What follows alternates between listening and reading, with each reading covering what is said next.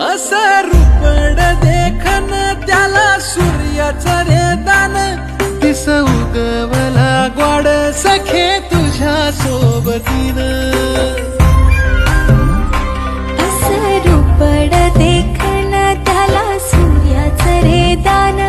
बोलणं मधाळ र तुझं दिसन निताळ रंग आला गोऱ्या गाली प्रितोली चिंब झाली राणी तुझ्या रूपा पुढे ठेंगण आभाळ